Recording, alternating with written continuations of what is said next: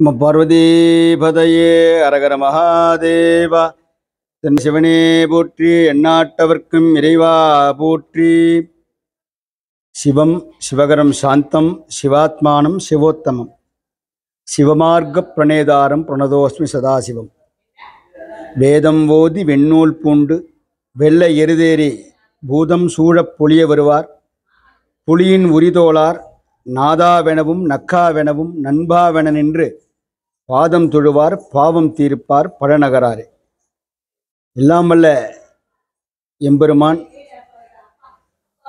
ஊழி முதல்வனாக இருக்கக்கூடிய இந்த பரமேஸ்வரனுடைய திருவிளையாடல்கள் மிகச் சிறப்பானது.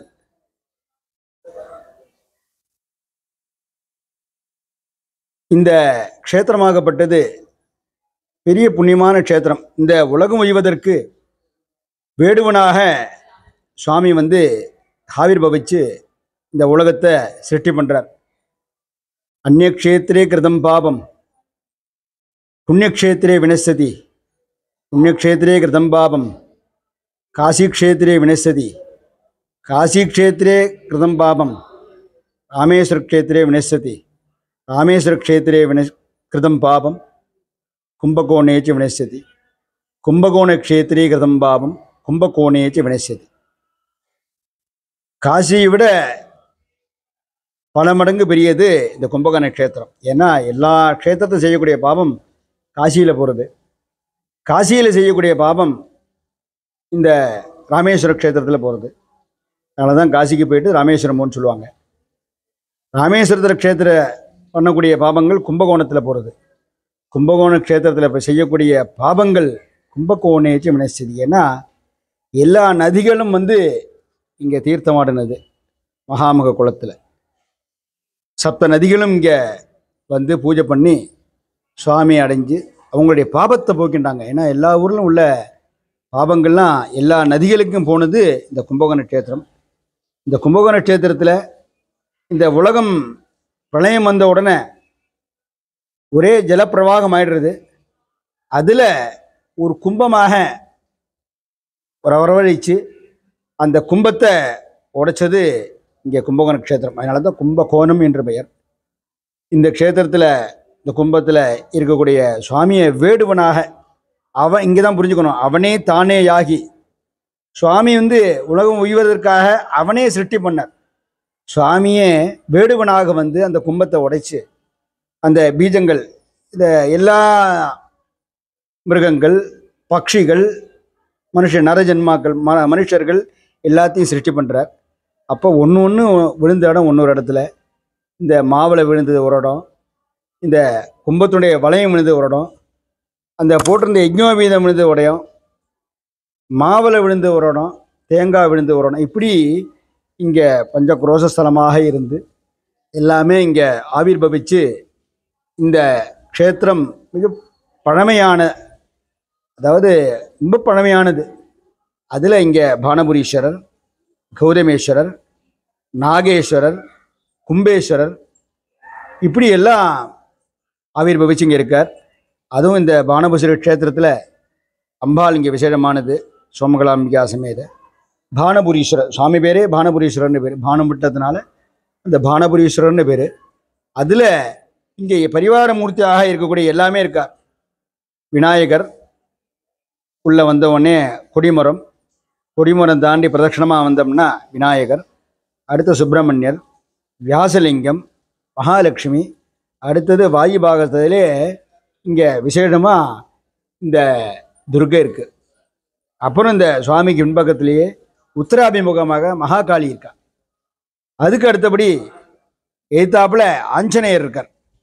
அப்படியே பிரதட்சணம் போனோம்னா சண்டிகேஸ்வரர், அதுக்கும் பிரதட்சணமாக போனோம்னா பூர்ணா புஷ்கலாம்பிகா உடனரே ஹரிகர மகாசாஸ்தா இருக்கார். அடுத்தபடியாக சூரியன், பைரவர், சந்திரன் இருக்கார். அடுத்தது நவகிரகங்கள். இப்படி பிரதட்சணமாக உள்ளே போனோம்னா சுவாமி அம்பாள். தரிசனத்தில் 7 சொல்லியிருக்கு. கோபுரே சிகரே துவாரே பிராகாரே பலிபீடகே அர்ச்சகே மூலலிங்கேஜ இத்தியதே சப்த தரிசனகான்னு சொல்லிட்டு இருக்கு. ஏன்னா எடுத்தோடனே நேராக கோயிலில் போய் மூலலிங்கத்தை போயிடக்கூடாது. முதல்ல கோபுர தரிசனம், ராஜகோபுரத்தை தரிசனம் பண்ணணும். சிகரம் விமானம், பிராகாரம் பிராகாரம் போக சொல்லியிருக்கு. பலிப்பீடத்தில் போய் நமஸ்காரம் பண்ண சொல்லியிருக்கு. அர்ச்சகே இந்த பூஜை பண்ணுற யாராக இருந்தாலும் அவரை நமஸ்காரம் வணக்கம்னு சொல்கிறோம். அப்புறம் மூலலிங்கமாக சொல்லியிருக்கு. அப்படி எல்லாமே ஒருங்கிணைத்து இங்கே இதில் விசேஷமாக இங்கே துர்கை வந்து ரொம்ப விசேஷம். ஏன்னா இங்கே நவராத்திரியில் வசந்த நவராத்திரியும் சரி, சாரதா நவராத்திரியும் சரி, சண்டிகோம் பண்ணி இங்கே அபிஷேகம் பண்ணுறது. ஏன்னா விஷ்ணு துர்கையாக இருந்து எல்லாருக்கும் வேண்டுவோருக்கு வேண்டுவன அருள்பாலிக்கிறாங்க. இங்கே அப்பேற்பட்ட க்ஷேத்திரத்தில் ஒரு சோமவாரம், கிருத்திகா சோமவாரத்தில் 1008 சங்காபிஷேகம் மிகச் சிறப்பாக நடக்குது. இன்னைக்கு நேற்றுக்கு இல்லை, ரொம்ப வருஷ காலமாக நடந்துருக்கு. எல்லா பக்தர்கள் பரிபூர்ணமாக இங்கே வந்து அனுகிரகம் நிறையா வாங்கிட்டு இருக்கா. அதனால் ஒரு சோமவாரமும் இங்கே 1008 சங்காபிஷேகம். அப்புறம் மார்கழி மாதத்தில் ஜனவரி மாதம், டிசம்பர் மாதம் கடைசியில் இங்கே திருப்பி இந்த உற்சவராக இருந்து இங்கே வழிபடக்கூடிய அந்த சோமாஸ்கந்த மூர்த்திக்கு திருக்கல்யாண வைபவம். ஜனவரி 1ஆம் தேதி இன்னைக்கு அந்த திருப்பி மறுபடியும் 1008 சங்காபிஷேகம் பண்ணி சுவாமி திருக்கல்யாணம் முடிஞ்சு சுவாமி வீதி விழாவும் நடக்கிறது. எல்லோருக்கும் பக்தர்களுக்கெல்லாம் இங்கே வேண்டுவன அருள் பாலித்து இங்கே சுவாமி ஆவிர்பவிச்சு எல்லாருக்கும் அனுகிரகம் பண்ணுறார். புண்ணியமான க்ஷேத்திரம். இந்த உலகம் உய்வதற்கே இந்த மகாமக க்ஷேத்திரமாக இருக்கக்கூடியது இந்த ஊழி முதல்வன் என்று சுவாமி பேர். அங்கே ஆதிகும்பேஸ்வரர், மங்களாம்பிகை. அதற்கு முழுமுதற் கடவுளாகி இருக்கக்கூடிய முதல்ல உலகம் உய்வதற்கு பானபுரீஸ்வரராக இருந்தது இந்த சிவாலயம். இங்கே மட்டும்தான் இங்கே மகாமகம் ரொம்ப விசேஷம். எப்படி நார்த்தில் கும்பமேளாவோ அதே போல் இங்கே மகாமகம். அதில் 12 வருஷத்துக்கு ஒரு முறை வர்றது மகாமகம். அதில் எல்லா வருஷமே மாசி மகம் என்று பெயர். மாசி மகத்தில் எல்லா சுவாமியும் போகிறது. இங்கேருந்து பானபுரீஸ்வரர், அந்த கும்பேஸ்வரர் போகிறார், நாகேஸ்வரர் போகிறார்.